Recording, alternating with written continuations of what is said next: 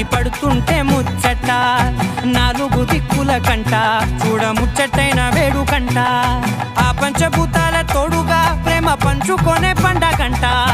ఆరరుగల నిండుగా ఇది నూరెళ్ళ పచ్చని పంట అమ్మలాల పడి కొమ్మ